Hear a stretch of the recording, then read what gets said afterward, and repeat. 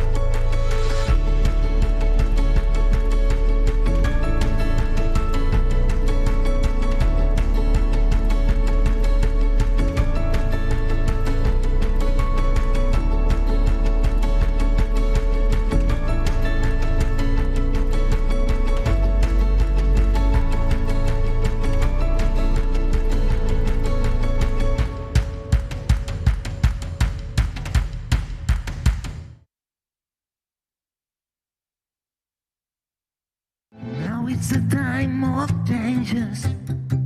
Now is the time to move on. This is the time for solutions. Feel emotion. Be new is born. Really none of you. No one connected to you. Really none of you.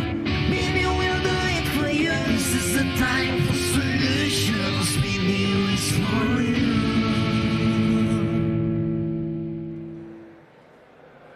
Son las 5 de la tarde, llegamos a la última sesión de este miércoles y penúltimo día ya del BNIU. Estamos en Industria Digital y ahora vamos a hablar de la biomimética. Si no tenéis muy claro lo que es, os recomiendo de verdad que os quedéis y asistáis aquí en las gradas presenciales o por streaming porque me parece un concepto muy interesante. Vamos a hablar de ello con Pablo Villoslada. Pablo, buenas tardes. Hola, buenas tardes, encantado. Pablo es el director científico del Instituto de Ciencias Biomiméticas. Te voy a presentar un poco. Eres doctor en medicina con la especialidad en neurología y en neuroinmunología. Tienes un postdoc en la Universidad de California, en San Francisco. Has liderado grupos como el IDIVAPS en Barcelona. También eres profesor adjunto en Stanford y director científico, como decíamos, en este Institut de las Ciencias Biomiméticas de Barcelona. Vamos a poner en contexto un poquito lo que es la biomimética, porque esta sesión la voy a conducir yo, no es lo habitual estos días, y te tengo que decir que mientras la preparaba me ha fascinado, porque digamos que conocía los ejemplos, pero no sabía que tenía un nombre y que estaba tipificado y que además teníais un instituto. La biomimética o biosimilitud es la ciencia que estudia o da solución a aquellos problemas que surgen, por ejemplo, en una empresa, fijándose en soluciones que ya existen en la naturaleza. Por ejemplo, Gaudí con las columnas arquitectónicas o también Leonardo da Vinci, ¿no?, cuando diseñó los aviones, que se fijó en las alas de los pájaros.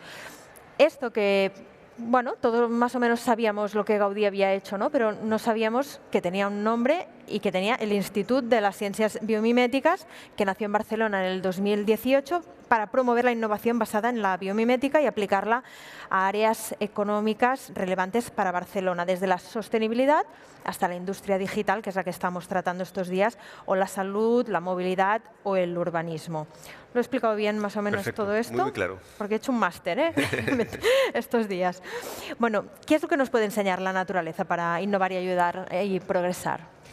Bueno, lo importante es que la naturaleza ha buscado soluciones y a lo largo de muchísimos millones de años, y las soluciones que ha encontrado son muy robustas. Y yo diría que esa es la principal diferencia.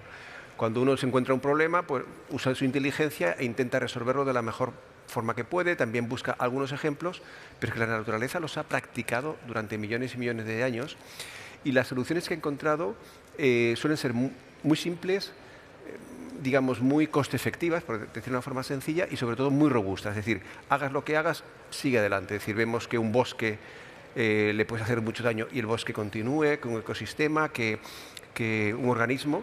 Es decir, que la naturaleza tiene esta propiedad de haber hecho por ensayo y error durante mucho tiempo, y el objetivo de la biomimética es aprender de ello, para hacer soluciones prácticas, pero también tiene un segundo componente más general de biomimética, como intentar desarrollar una forma de trabajar, una forma de relacionarlos que sea pues más sostenible, como la propia naturaleza nos pide que sea. Y al fijarnos en la naturaleza, nos ahorramos este ensayo-error que ella ya ha hecho, ¿no? Por tanto, es más eficiente lo que hacemos. Sí, exactamente. Es decir, en el fondo, como decías antes, siempre hemos copiado de donde podíamos, y especialmente de la naturaleza. Es decir, que no es que sea una idea nueva, sino simplemente que, como decías antes, es un concepto que se ha estructurado desde los años 90 hasta ahora. Y por tanto, pues lo que buscamos siempre es buscar una solución que ya ha sido evaluada y testada, y que por tanto pensamos que va a funcionar mucho mejor, tanto que sea a nivel de materiales, que son a lo mejor los ejemplos más sencillos, como por ejemplo comentábamos el desarrollar bañadores que tenían como escamas de tiburón, porque esto hace que para los nadadores el agua no haga turbulencias, y por tanto nadaba mucho más rápido, y dieron lugar a medallas de oro en los Juegos Olímpicos. Tanto materiales como también a nivel de organizaciones. Es decir, muchas veces queremos ser muy lógicos, muy estructurados, y sabemos que eso no funciona. Por tanto, lo estamos viendo en las empresas, pasan de estructuras jerárquicas, con el director, el CEO, y una estructura jerárquica muy estricta, a estructuras más matriciales, más en redes en las que se fomenta la colaboración, en las que hay una cierta jerarquía, pero fácil comunicarse. Bueno, en este sentido, todas estas soluciones muchas veces las ha encontrado la naturaleza. Algunas son obvias, como por ejemplo comentaban lo de Leonardo da Vinci con la sala de aviones. Otras no son tan obvias, como por ejemplo el tema de las redes. Y lo vemos, como de repente, de forma espontánea, Internet se ha organizado en una red que es muy eficiente y que copia. Bueno, eso en el fondo está en un sistema natural y ha copiado lo que la propia naturaleza le ha obligado, le ha enseñado a que sea robusto. El web, ¿no? Sí, exacto. Por ejemplo, esto lo vemos, web. es decir, en Internet vemos que hay algunos centros por donde pasa todo el tráfico, Google o los grandes servidores, y muchos otros servidores repartidos. Si tuvieses uno solo muy grande, sería muy fácil atacarlo y que se cayese. Cuando tienes muchos repartidos, es lo que se llama la economía distribuida o las organizaciones distribuidas, que es otro concepto relativamente reciente, es mucho más difícil de atacar. No quiere decir solo hackers. Atacar me refiero ante los diferentes retos que tenga una organización, una empresa, pues es más flexible, más adaptativa. Luego hablaremos de ejemplos concretos que habéis dado solución desde el Instituto, pero ¿qué otros modelos de la naturaleza se han ido copiando durante la historia de la humanidad? Bueno, los ejemplos son numerosos. Una cosa que me encanta es, en Estados Unidos es muy popular al comprarle a los niños un libro que se llama Biomimicry, es un librito que es muy popular para los niños, que viene en cada lámina pues numerosos ejemplos para diferentes sectores. Entonces, lógicamente, en materiales está muy claro que ha sido así. En el caso de la medicina, por ejemplo, pues desde los fármacos que hemos sacado primero de las plantas, es decir, la aspirina salía de la corteza del sauce, la penicilina se descubrió de un hongo, hasta las tecnologías más actuales, por ejemplo, toda la revolución de los tratamientos con RNA, es decir, la vacuna del coronavirus, está siendo increíble. No solo hemos visto que se ha desarrollado una vacuna muy efectiva y muy segura, aunque haya gente que lo quiera poner en duda, en un plazo récord, que han sido 9 meses. Es un hito de la historia de la medicina increíble.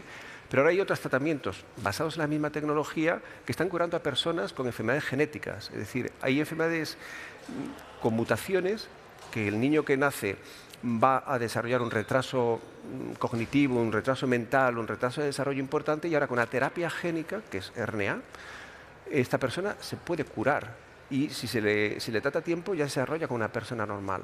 Es decir, que hemos pasado de fármacos muy sencillos o muy directamente copiados a simplemente entender cómo funcionaba una célula, cómo funcionaba su DNA, su RNA, y lo hemos copiado.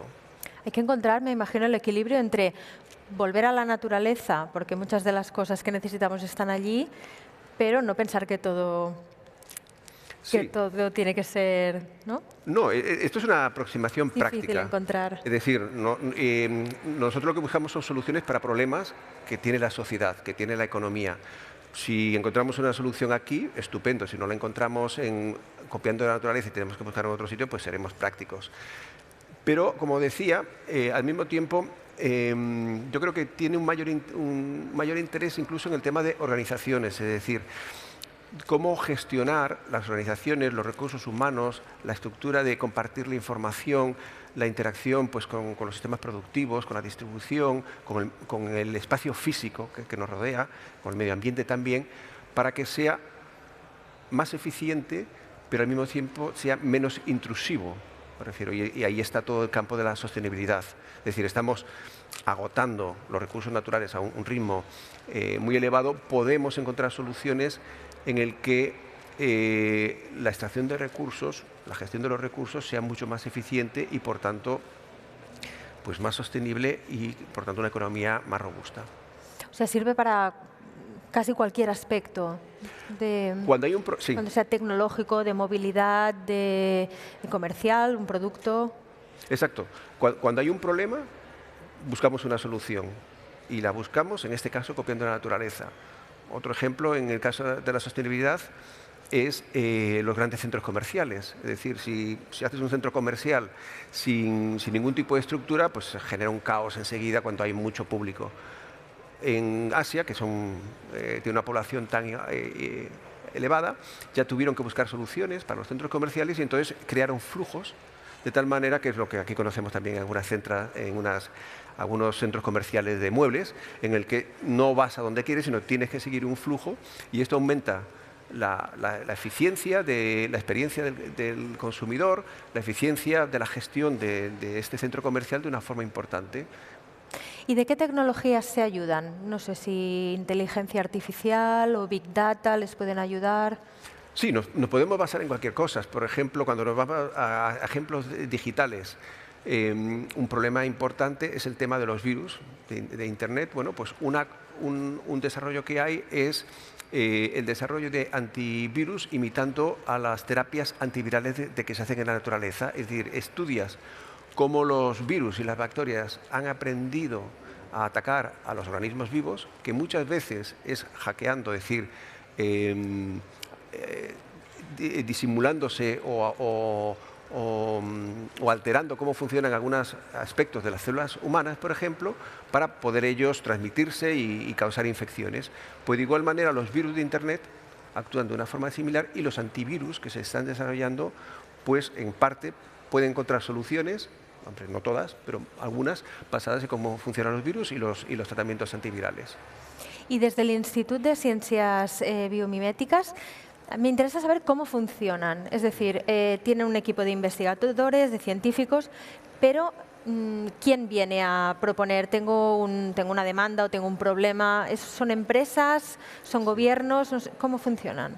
En principio, los actores pueden ser cualquiera. El instituto se constituye como un facilitador, es decir, una plataforma. Lo que queremos es decir, tenemos el conocimiento, tenemos los contactos, ponemos en contacto a grupos de investigación en diferentes universidades a nivel internacional con personas, grupos, organizaciones que tienen problemas. Habitualmente son empresas. Entonces, por ejemplo, estamos creando una red de plataformas, en este caso estaciones ecológicas en diferentes países. De momento la implantación ha empezado por Latinoamérica, en diferentes zonas, en Costa Rica, en la Amazonía, en Galápagos, también estamos trabajando en algunos territorios aquí en Cataluña, en los que se puedan hacer grupos de investigaciones locales con nuestro apoyo. Pues ellos van a hacer su investigación y de desarrollos que vayan haciendo, ponerlos en contacto con grupos de empresas con los cuales trabajamos de forma habitual. De momento, la actividad ha empezado aquí en Cataluña, es decir, empresas de diferentes sectores, como de recursos naturales, energéticas, de diferentes tipos, que tengan problemas, y entonces nosotros lo que buscamos es acoplarlos, buscar sinergias, de tal manera que ellos puedan encontrar unas posibles soluciones con grupos de investigación que están especializados para realizarlo. Es decir, no es que no hacemos la innovación interna, hacemos lo que se llama innovación abierta, que es también una transformación tecnológica que ha habido en los últimos 20 o 30 años. Antes cualquier empresa quería hacerlo todo en casa y secreto. Ahora se sabe que la innovación ocurre en cualquier sitio y la colaboras, la compras y de esa manera consigues avanzar. ¿Cómo utilizan la biomimética en la investigación básica y aplicada? Bueno, en la investigación básica podemos encontrar muchísimas soluciones. Por ejemplo, vemos que cuando hay una herida, pues automáticamente vienen los glóbulos blancos, y los glóbulos blancos, que es lo que conocemos de forma coloquial por el pus, cuando atacan las bacterias, ellos mismos se mueren, y luego queda el DNA que codifica nuestra secuencia. El DNA es un material excepcional. Antes hablamos del RNA para hacer terapias.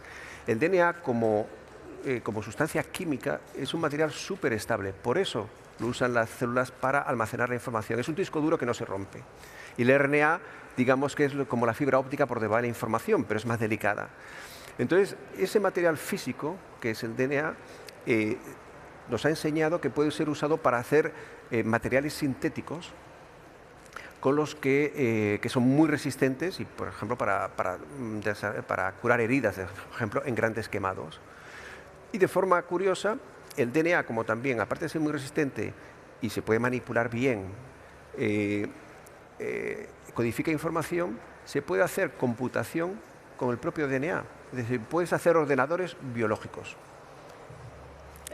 Entonces, eso me lo va a tener que explicar un poco mejor. Bueno, un ordenador, ¿qué es? Un ordenador es una máquina que procesa información. Entra una información, funciona con electricidad, tiene unos circuitos, un código, y sale una respuesta.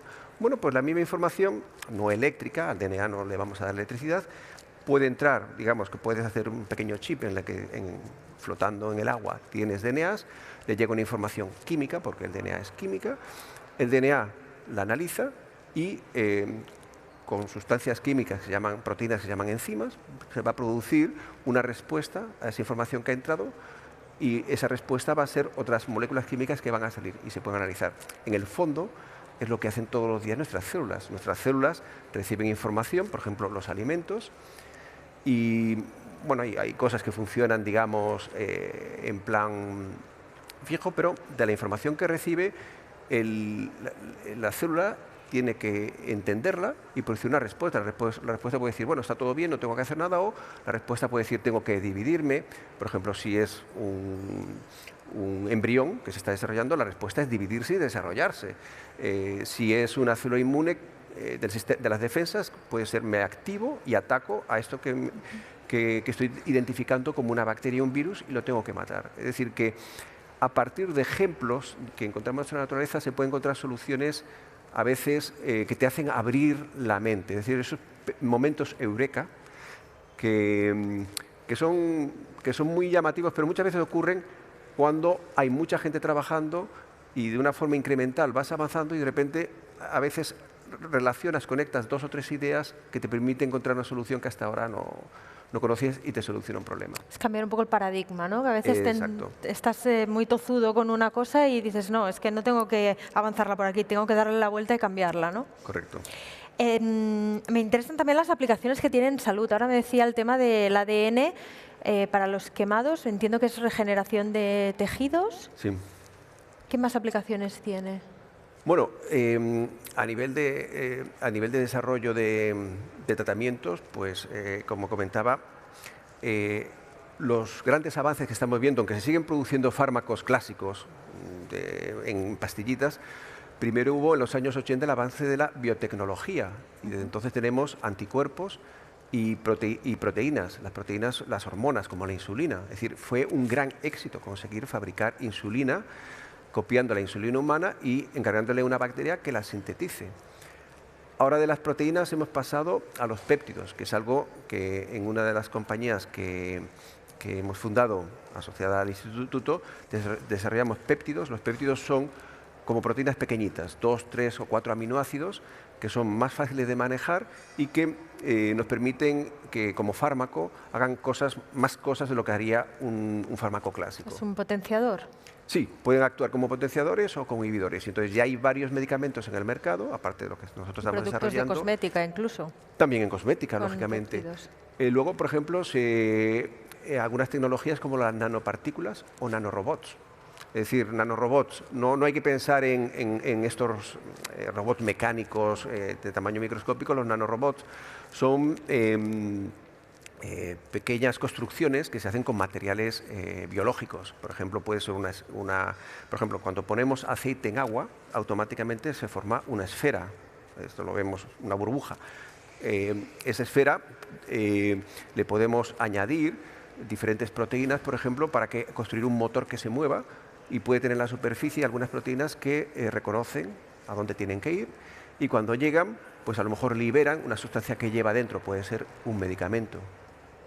Entonces, para eliminar, por ejemplo, placas de colesterol, pues una cosa que ya se está haciendo es fabricar este tipo de nanorobots para liberarlos y que poco a poco puedan ir eliminando, por ejemplo, las placas de colesterol. Comentamos todo lo que es la terapia génica o la tecnología de RNA, que está haciendo una enorme revolución. Y lo estamos viendo sobre todo también en cáncer. En el caso del cáncer, primero fueron los anticuerpos y ahora está siendo las vacunas de RNA. Es decir, siempre pensamos vacunas para las infecciones, pero hay vacunas para el cáncer o vacunas para enfermedades inflamatorias. Una vacuna es algo que va a activar el sistema inmune para que responda. Puede ser una infección, puede ser un cáncer, o para bajar una inflamación que estaba desbocada, pues una vacuna podría también frenarla. Se están haciendo vacunas de RNA de esta manera. Qué interesante. ¿Y en urbanismo qué soluciones propone? Bueno, a nivel de urbanismo, como comentaba antes el ejemplo de los centros comerciales, es decir, las organizaciones de las ciudades, se busca pues el hacerlas más amigables para el ser humano, es decir, que no sean tan de cemento, por ejemplo, que el flujo de las personas y las mercancías pues sea más eficiente. Por ejemplo, en ese sentido pues podemos aprender mucho de la organización de los hormigueros o de las colonias de termitas. Entonces es espectacular ver una colonia de termitas de estas que existen en África, que pueden tener cientos de túneles excavados a lo largo de muchos años, que permiten mantener la comida fresca, los huevos también en perfecto estado, el tráfico de todos los insectos sin que se colapse. Es decir, y además lo interesante es que ninguno de los insectos en sí mismo tiene una enorme inteligencia. Es el conjunto, lo que se llama inteligencia de enjambre. De esa manera construyen sus panales. Es decir, los panales están optimizados, son hexágonos, para que ocupen el mínimo espacio y almacenen el máximo de alimento o mantengan fresco, por ejemplo, a los huevos para reproducirse. Entonces, o por ejemplo, lo sabemos, las abejas, cuando salen a explorar, o las hormigas, pero especialmente las abejas, cuando detectan una comida y vuelven, hacen un pequeñito baile y ese movimiento le indica a las otras abejas la dirección en la que tienen que ir para encontrar el alimento. En función de la dirección que hacen esta especie de baile, las otras abejas aprenden a dónde tienen que ir. Y el conocimiento para hacer todos esos enjambres o panales no lo tiene ni tan siquiera la abeja reina o la hormiga reina, la tiene el conjunto de los animales. Para las ciudades ocurre. Pero necesitan estar en comunidad, me imagino, obviamente, para poder hacer todo esto, ¿no? Sí, es el trabajo conjunto, es lo que se llaman las propiedades emergentes, es decir, uno de esos solos miembros no sería capaz de hacer todas esas tareas, el conjunto también. ¿Y cómo se organizan? Se organizan compartiendo unas pequeñas reglas que son las que dan lugar a ese comportamiento que se llama la inteligencia de enjambre. En modelos de comunicación, a mí que me interesa este tema, también se basan en las abejas, ¿no? Ahora que me decía, pues con un baile o con un movimiento. Sí, efectivamente. Es decir, aquí podemos observar cómo se crean, por ejemplo, las ideas virales. Fíjate que la propia palabra automáticamente se refiere a cómo un virus es capaz de transmitirse de una forma muy efectiva. Y ahí volvemos a lo que comentábamos antes de las redes. No se trata de que para difundir una idea, lo que hace falta es acceder a unas pocas personas que están muy conectadas. No hace falta acceder a la persona más conectada de todas, sino acceder a un número suficiente de personas bastante conectadas. De esa manera se expande. Y eso es una propiedad que tienen las redes. Las redes es una forma de simplificar la naturaleza. Y, por ejemplo, es una cosa muy bien conocida en la cultura popular, que es la regla de los 6 pasos. La regla de los 6 pasos es a cuánta distancia estás de conocer a alguien en el planeta. Lo de los apretones de mano, ¿no? Siempre son 6. Bueno, de media son 6, porque tú conoces a una persona que es, por ejemplo, un sacerdote, que conoce a un misionero y conoce a un pigmeo en África. O conoces a un político, que conoce a un embajador, que conoce al presidente de Estados Unidos. Es decir, Sí. entonces tú tienes tus redes locales, es decir, tienes tu familia, tu red de amigos, tu red local, pero luego siempre tienes algunas personas que son los conectores. Esas personas que están muy conectadas, y esas son las personas que dan los saltos en las redes para conectar con otra persona. Bueno, pues las redes de comunicación son expertas en maximizar, en aprovechar esto. Y lo hemos aprendido de forma espontánea, pero a veces se aprende pues analizando de forma sistemática pues cómo funcionan las redes de la naturaleza. No es que haya solo un modelo de redes, hay varios modelos de redes, pero todos comparten algunas de estas características. En movilidad y sostenibilidad, ¿qué ofrece el Instituto? ¿Qué soluciones? Bueno, a nivel de sostenibilidad nos interesa mucho, lógicamente, todo el tema de la gestión de los recursos naturales, especialmente del agua, a nivel de los recursos alimentarios, todos los residuos. Entonces, en ese sentido, por ejemplo, yo diría que el tema de los recursos del agua, hay ejemplos muy interesantes. Es decir, desde pequeños escarabajos que viven en el desierto y que ellos no hay ninguna fuente de agua y lo único que pueden hacer es, tienen el caparazón y ellos adoptan una postura al final de la noche, que es cuando hace más fresquito, para captar la humedad del ambiente y condensarla. O de igual manera ocurre con las secuoyas de la costa de California, que tienen un diseño de las hojas que cuando sube la niebla la condensan y provocan lluvia. Es decir, no llueve, sino que las propias secuoyas son las que hacen que llueva, agarrando la humedad del medio ambiente. O como, probablemente en gestión del agua, al ser un recurso tan imprescindible, donde más soluciones podemos encontrar de la naturaleza para aprovechar. Y probablemente en muchas culturas antiguas no les ha quedado más remedio que aprender de la naturaleza y adoptar. Por eso a veces comentamos cómo civilizaciones antiguas o pequeños pueblos antiguos, nómadas, habían encontrado ya soluciones muy interesantes para problemas que aún a día de hoy siguen siendo relevantes para nosotros. ¿Y en movilidad?